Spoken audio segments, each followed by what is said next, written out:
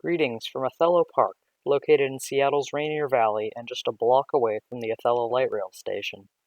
During my visit here, I discovered that the park has numerous different species of trees, and this video will be focused on identifying some of them. First on my walk, I spotted this Douglas fir. It is an excellent welcome to the park and easily one of the tallest trees around. Firs can be differentiated from other evergreens by their short needles that point in all directions. Some Douglas firs can grow up to 330 feet in height and 8 feet in diameter. Beside the Douglas fir is a western white pine. It, too, is quite tall, and at first seemed similar in appearance to the fir. Upon closer examination of its bunches of long, thin needles, however, it became clear that this was a pine. Other nearby evergreens include a couple of western red cedars. These ones are growing closely together and have a distinct conical shape. The cedar's bark is covered in vertical lines, and its leaves are flattened and scaly. Soon I encountered this cherry tree, which was more difficult to identify without the cherries hanging from its branches. Its leaves are curled and hang in clumps, from which cherry stems connect when they're growing on the tree. Here is a variety of red maple, which has simple, three-lobed leaves. Despite its species name, and unlike other varieties of red maple, which are actually red, this individual was obviously green. At the high end of the park, where you can enjoy a terrifyingly steep slide down to the bottom, is this horse chestnut. Its leaves have the unique teardrop shape, and the nuts themselves are enclosed in a spiky green shell. This Japanese cedar is quite large for its species, and is certainly very different from the conifers that have already been mentioned. The leaves are long and stringy, and the seeds are covered in brown, spiky scales.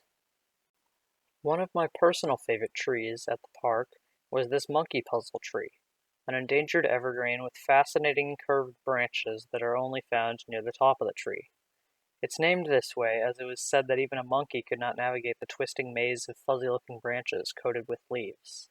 Interestingly, this particular tree had a small branch on the bottom that allows you to see what the branches look like up close. Another cool tree is the ginkgo. This tree has existed for at least 270 million years and is one of the most well-known examples of a living fossil. You can easily tell what it is by looking at its leaves, which are shaped like little fans. Not far from the ginkgo was this variety of the Norway maple, known as the Crimson King, which can be told apart from other maples by its striking dark red color. Like other maples, it has a lobed leaf and distinctive winged fruit called samaras.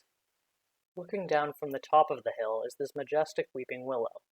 Native to China, the bark of weeping willows has been used as a pain reliever for centuries, and the chemicals in the bark inspired the creation of aspirin. I had never seen a willow's leaves up close before, and I thought it was pretty interesting to see the way they hang down in long chains of leaves.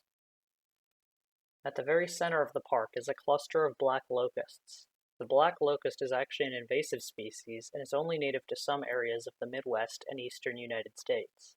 These trees are often between 40 and 100 feet tall and have fern-like leaves. As one woman we spoke to in the park said, these trees are good neighbors. A short wall around the grove here allows you to sit and enjoy their shade. Thank you for joining me on this tree identification walk through Othello Park. The trees I pointed out were just a few of the numerous species you can find here. I hope you learned something new today, and maybe you'll be able to recognize some of these trees for yourself next time you're out walking. Feel free to pause the video here so you know where all these trees are located in Othello Park, and come check them out here for yourself.